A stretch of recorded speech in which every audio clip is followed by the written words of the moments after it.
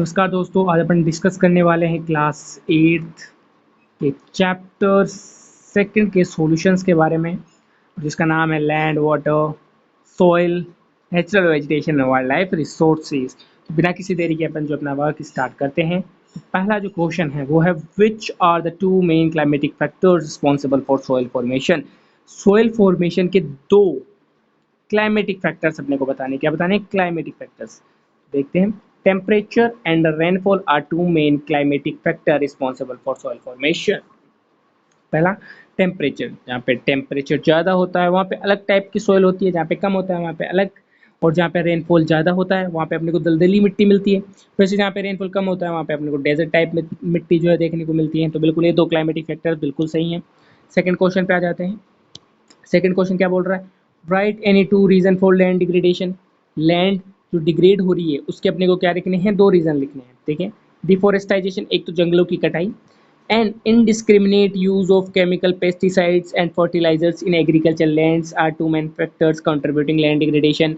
Agriculture के अंदर अपन जो केमिकल फर्टिलाइजर्स और पेस्टिसाइड्स यूज करते हैं और जंगलों की कटाई, ये दो मेन रीजन है लैंड डिग्रेड होने के। तीसरा क्वेश्चन है why is land considered an important resources. जो लैंड है वो इंपॉर्टेंट रिसोर्सेज क्यों मानी जाती है। देखिए, land is considered as an important resources at it provides habitat to wild variety of flora and fauna. इसको इंपॉर्टेंट रिसोर्स क्यों मानते हैं, क्योंकि ये हैबिटेंट है, एक तरीके से घर है, एक तरीके से शरण देती है, शेल्टर है। किसको देती है, wild variety of flora and fauna, जानवर और नेचुरल वेजिटेशन। काफियों को ये क्या देती है, शरण देती है, घर बनता है, काफी का ये क्या है, घर है।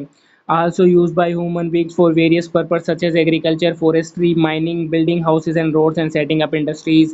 और ये ह्यूमन बींग्स के द्वारा भी काफ़ी कामों के अंदर यूज में आती है, जैसे एग्रीकल्चर हो गया, फॉरेस्ट्री हो गया, माइनिंग हो गया, घर बनाना, रोड बनाना, इंडस्ट्रीज का एस्टेब्लिश करना और भी एटसेट्रा।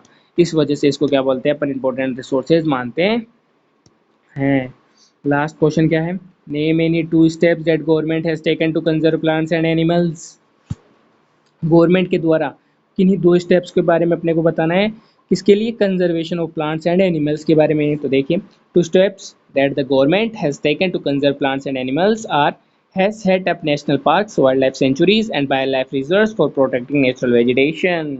गवर्नमेंट ने क्या किया, नेशनल पार्क्स बनवाए हैं, वाइल्ड लाइफ सेंचुरीज बनवाई हैं, बायोस्फीयर रिजर्व्स बनवाए हैं, किसको बचाने के लिए, नेचुरल वेजिटेशन को बचाने के लिए और वाइल्ड लाइफ को बचाने के लिए। उन्होंने एग्जाम्पल दिया है काजीरंगा नेशनल पार्क का, जो कि असम में है। Has banned the killing of lion, tigers, deers, great Indian bustards, peacocks. Government ने दूसरा स्टेप क्या लिया है, लोइंस की, टाइगर्स की, डियर्स की, ग्रेट इंडियन बस्टर्ड और पीकॉक की हंटिंग पे क्या कर दिया है, बैन लगा दिया गया है। It has also prohibited the trade off species of plants and animals protected under international agreement CITES के तहत। जिन नेचुरल वेजिटेशन जैसे कि प्लांट्स और एनिमल्स जिनकी ट्रेड पे बैन है उनको भी बैन किया है।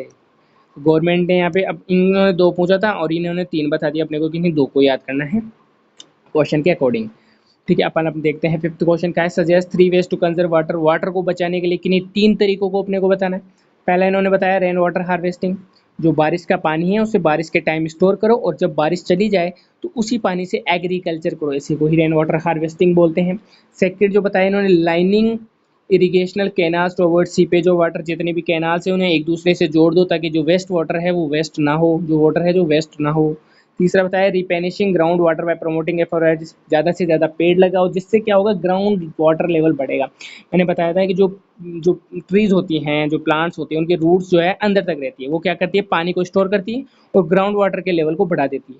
अपन जंगलों की कटाई कर रहे हैं जिससे जो है मिट्टी जो है ढीली हो रही है और वो पानी स्टोर नहीं कर पा रही है, जिससे जो अंडरग्राउंड जो है वाटर है उसका लेवल गिर रहा है। तो इन्होंने बताया कि पेड़ लगाओ, बिल्कुल सही तरीका है।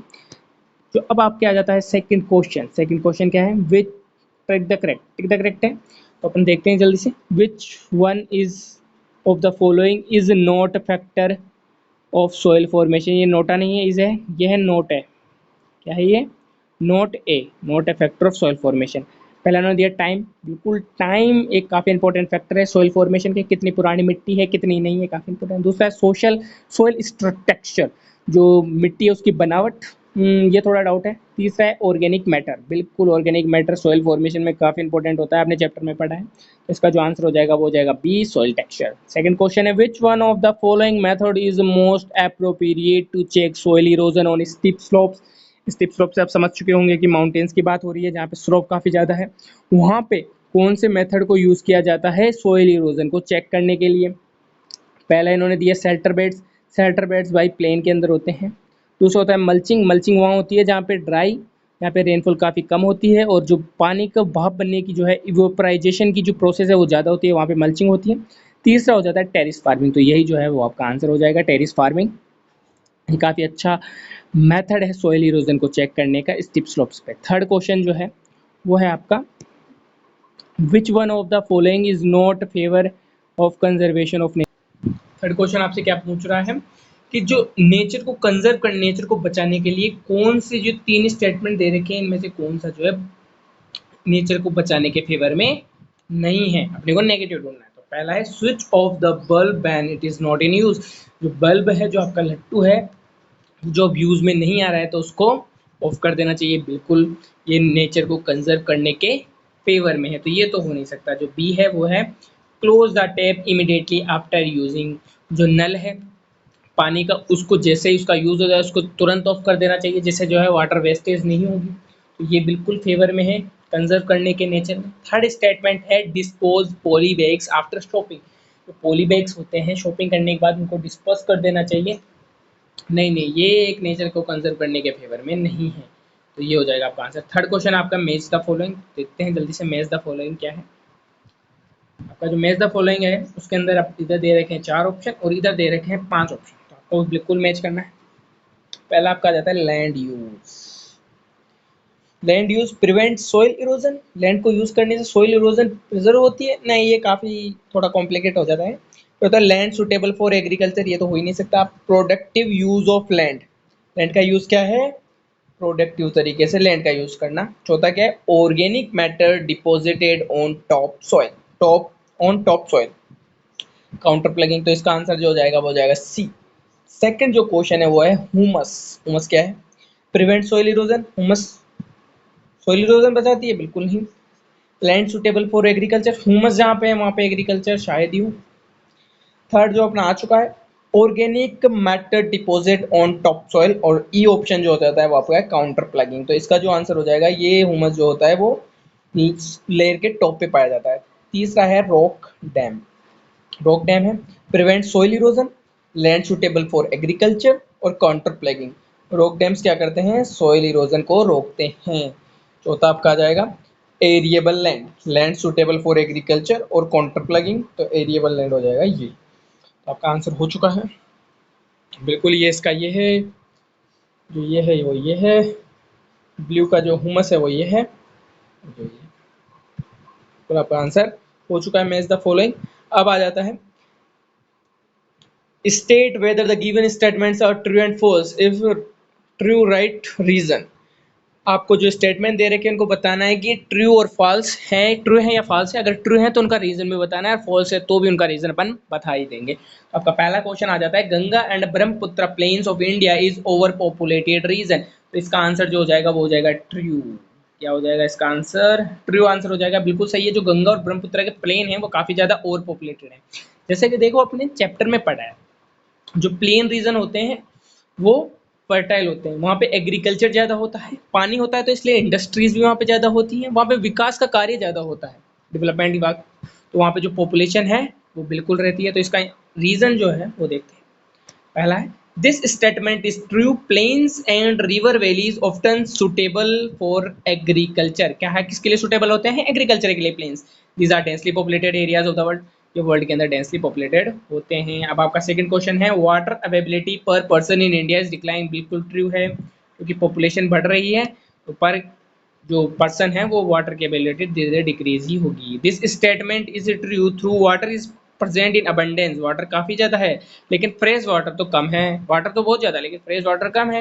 Resource water availability is a serious problem in many region of the world due to wastage of water, wastage of water की वजह से, जंगलों की कटाई की वजह से, पोल्यूशन वाटर के अंदर, और फ्रेश वाटर का ख़त्म होना, अवेबिलिटी जो है वो डिक्लाइन हो रही है। क्यों हो रही है? क्योंकि अपन वाटर को ज़्यादा वेस्ट कर रहे हैं, अपन जंगलों की कटाई कर रहे हैं, जिससे बारिश नहीं आ रही है, अंडरग्राउंड वाटर लेवल बढ़ नहीं रहा है, अपन वाटर को पोल्यूट करे जा रहे हैं, अपन फ्रेश वाटर को भी पोल्यूट करे जा रहे हैं। इस वजह से जो पर कैपिटा पर्सन की जो अवेबिलिटी है वाटर की वो धीरे धीरे डिक्लाइन हो रही है। अब अपन देखते हैं third question. Rows of trees planted in coastal areas to check wind movement is intercropping. इन्होंने बोला है कि अपन जो कोस्टल एरियाज पे पेड़ लगा देते हैं किसको चेक करने के लिए? विंड मूवमेंट को चेक करने, उसको इंटरक्रॉपिंग बोलते हैं? नहीं बोलते हैं, फॉल्स है। ये क्या है? फॉल्स है, क्योंकि इंटरक्रॉपिंग क्या होता है? अपन एक ही खेत के अंदर या एक ही एरिया में दो तीन प्रकार की फसल उगा देते हैं, इसको ही इंटरक्रॉपिंग बोलते हैं। तो देखते हैं इसका स्टेटमेंट क्या है। This statement is false. क्या बताया इन्होंने? ये स्टेटमेंट क्या है? फॉल्स है। The describe process is called shelter beds. उसको क्या बोलते हैं अपन? शेल्टर बेड्स बोलते हैं। Intercropping is the process in which different crops are grown in alternative rows and are sown at different times to protect soil from rain wash. समझ गए होंगे आप गाइज। चौथा जो है वो है human interference and change in climate can maintain ecosystem. Human का इंटरफेरेंस बार बार और क्लाइमेट का चेंज होने से इकोसिस्टम बचा रह सकता है। बिल्कुल फॉल्स है। इससे जो एनवायरनमेंट है वो इकोसिस्टम है वो डिस्टर्ब हो रहा है। The statement is false. Human interference and climatic change for the most part adversely affect the balance of ecosystem. ये क्या करते हैं? इकोसिस्टम को अनबैलेंस करते हैं, ना कि बैलेंस करते हैं। तो ये स्टेटमेंट हो जाएगा फॉल्स। तो इसी के साथ गाइज जो आपके क्वेश्चंस एंड आंसर्स हैं वो आपके कंप्लीट हो चुके हैं। फर्दर डाउट के लिए आपके लिए कमेंट सेक्शंस जो है वो ओपन है। अगर वीडियो अच्छी लगी है तो बिल्कुल लाइक करें, कमेंट शेयर बिल्कुल। धन्यवाद।